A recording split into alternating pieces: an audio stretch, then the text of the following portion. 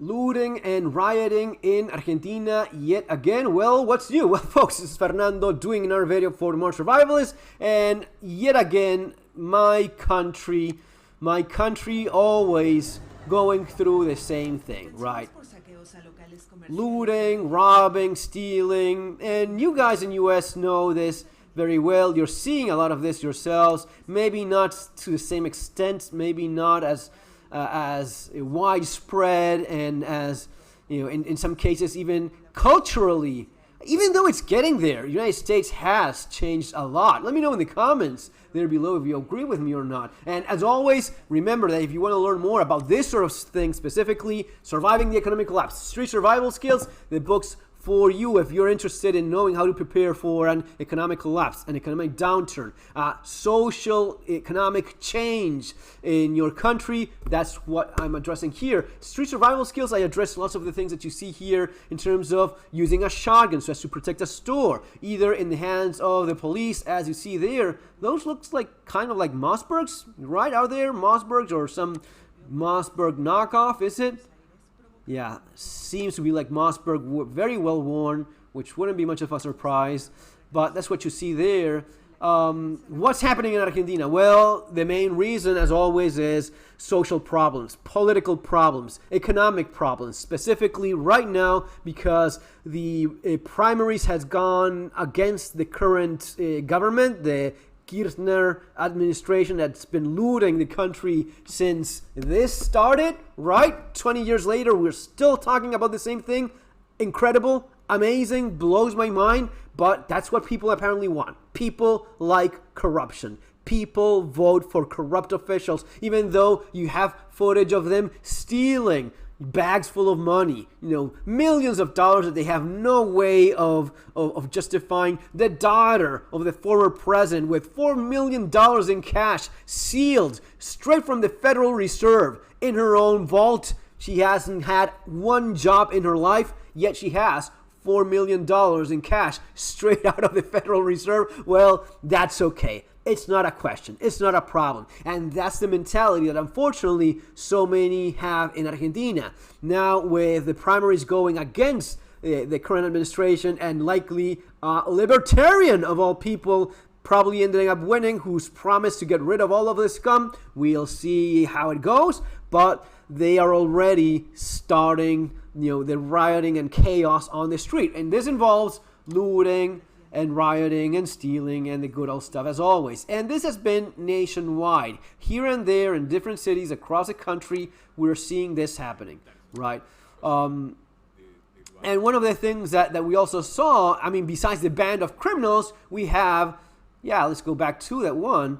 We have these bands of criminals stealing and taking advantage of the political decision of let's liberate, let's let them do whatever they want, right? But on the other hand, we have this store owners defending their shops. We see 3 guys here with shotguns, 3, maybe 4. They have pump action shotguns. They have guns very much like that one that you see over there, right? The kind of stuff that I mentioned specifically here. And here I explain how probably having less than lethal ammunition is not the worst idea.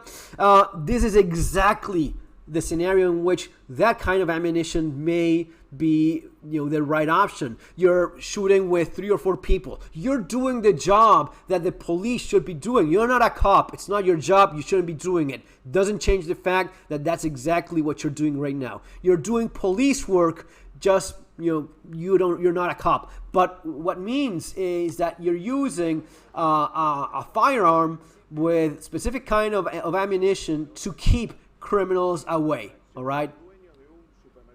So, little takes from this. This could happen in the United States at any moment. This has happened in the United States. Stores have been looted, have been burned to the ground. Now, let's say you own a store like this. Let's say this is your suburb, and you see a bunch of thugs organized, somewhat organized. Well, you and a few of your buddies, if you have the right weapons, if you have the right knowledge, the kind of thing that I explain here, if you have the right weapon and the right ammunition, you can do a lot of this. Now, you may be thinking, oh, I want to kill everyone because they're coming after my stuff and I have the right. Okay, just because you have the legal right to do something, it doesn't mean that's the best for you, right? Because just follow me here in this thing, right? These guys, 3 or 4 guys shooting and keeping these criminals at bay, right? They're right there in the corner. They're checking things out. They're waiting for you to leave. They're waiting for you to, do something they did not expect to get shot at when they decided to go looting. There's a good chance that as soon as they get shot at, they leave. But what if they don't? What if they kind of persist? Well, with that kind of specific ammunition, that works in your advantage.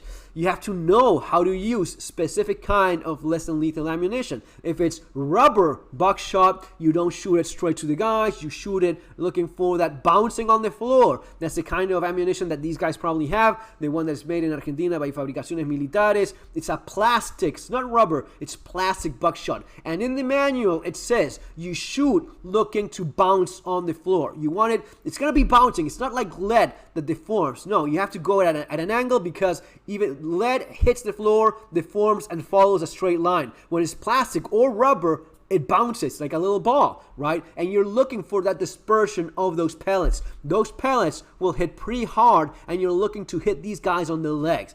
Every once in a while, a cop starts shooting straight at people's faces, and yes, it can take an eye out, it can leave some serious wounds. It's not achieving the result that you want, which is having people hurt, having people fall to the floor, having people feeling pain in their legs. That's what makes them, change that rat chip that they have in their minds of, I'll go and steal the cheese to, I'll go and preserve my own life. So shooting with that to the floor, looking to avoid direct hits. It's going to be spreading in a wider angle. That's going to be hitting more people. So maybe you have 20 or whatever pellets it is. As it spreads, you hit more of them. This same thing goes for the store owners. This same thing goes if you're defending a suburb. Now, it gets to a point where if you have guys coming at you with firearms shooting at you, then you have to change tactics. You probably want to change weapons. That's the time in which you get your AR, your AK, you stand on the roof with an FAL, and you start dropping them because you're receiving a lethal attack by armed attackers. That's different from having a bunch of looters that it may be, 100 looters, right? That mass of people can very, very much lynch you, beat you to death. But if you have the upper hand because of the weapons that you have and they don't, well, this is the kind of thing you probably are better off doing, okay? This is that scale of gray. It's not exactly clear because one of these guys may have a gun, may start shooting, but it's always better to have more tools in your box and you choose the right one, especially when you have a little bit of distance, when you have more people on your side. You have a bit of an advantage. You have some flexibility